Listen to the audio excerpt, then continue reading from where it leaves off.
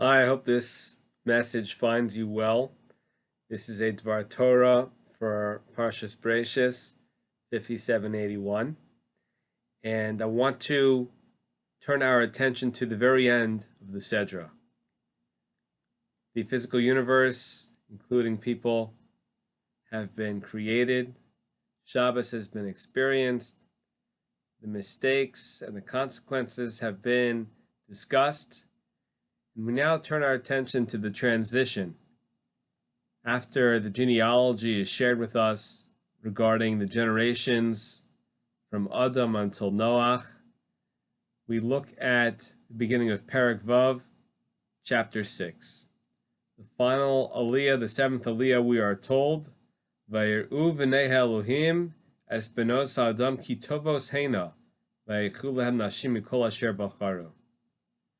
That the children of Elohim, which commentaries tell us just means people of stature.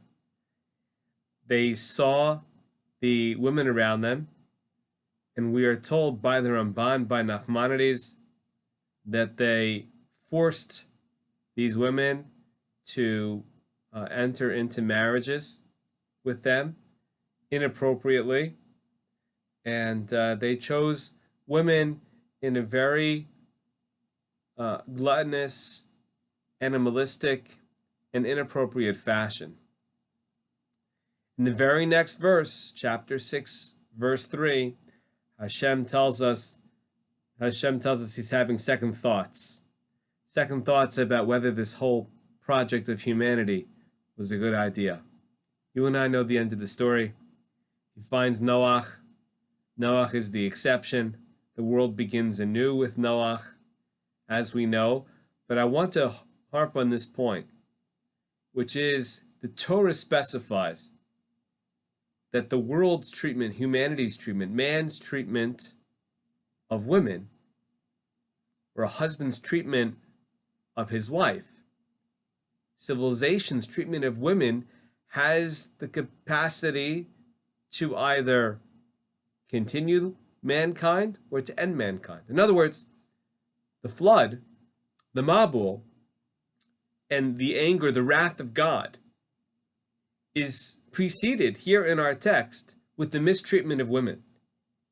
And so let's turn our attention now to the next many thousands of years, the next almost 6,000 years in terms of what was expected of us.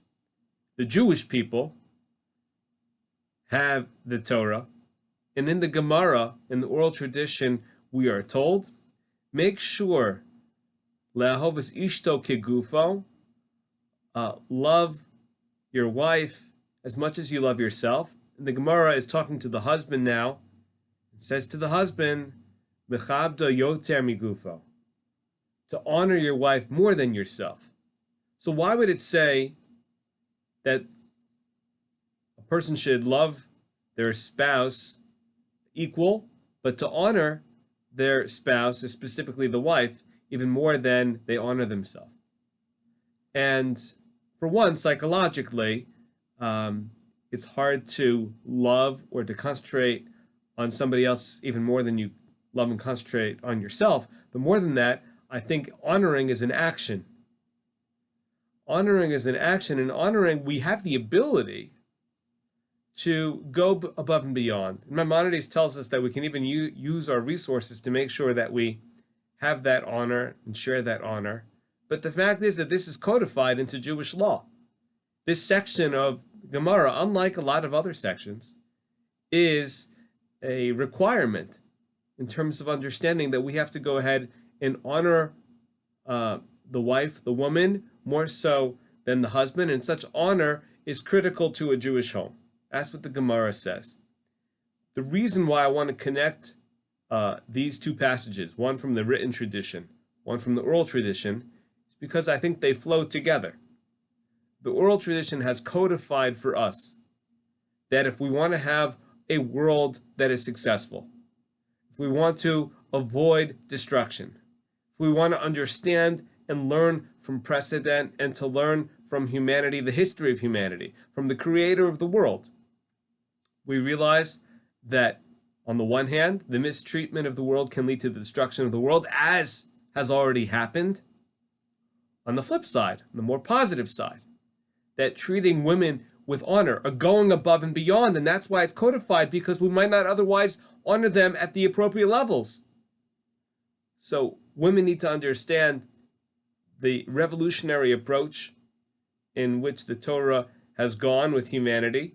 In fact, we study this passage to understand that marriage as an institution was necessary to have formal consent from both parties because of the very pathetic and very evil origins of mating within human civilization. And that's why we are expected, when we have a home, to make sure that the husband, in terms of understanding Jewish law, needs to go above and beyond, because for whatever reason, without this special instruction to honor even more than one honors oneself, then we might be more similar, heaven forfend, like these original Nephilim, B'nai Elokim, these people of stature who abused their power and they were involved in gender violence. And it's codified as well in the Shulchan Aruch, in our code of Jewish law, that a person needs to be especially careful. Rabbi Yosef Karo says that a husband should not cause pain to his wife. Now, why is it said in that direction? And I believe that it's connected to our passage in this week's Parsha.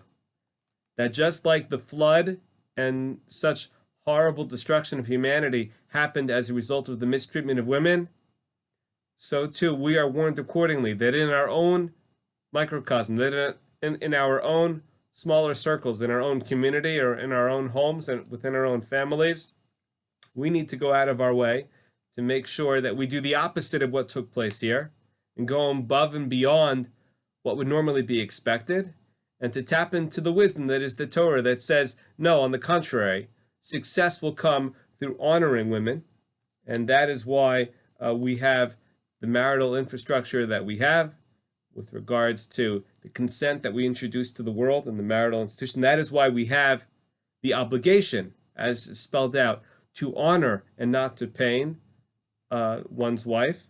And that is the way for us to understand in general that our view of society, our view of humanity and the family unit is to make sure that ideally a healthy family, we understand, is one in which the husband honors his wife in an exceptional way and goes out of his way to be sensitive and not to, God forbid, pain his wife. And with that, we'll have a successful, thriving home. The specifics or how that works in terms of the chemistry or the makeup of the mind, that might be a longer discussion. That might be a different study session.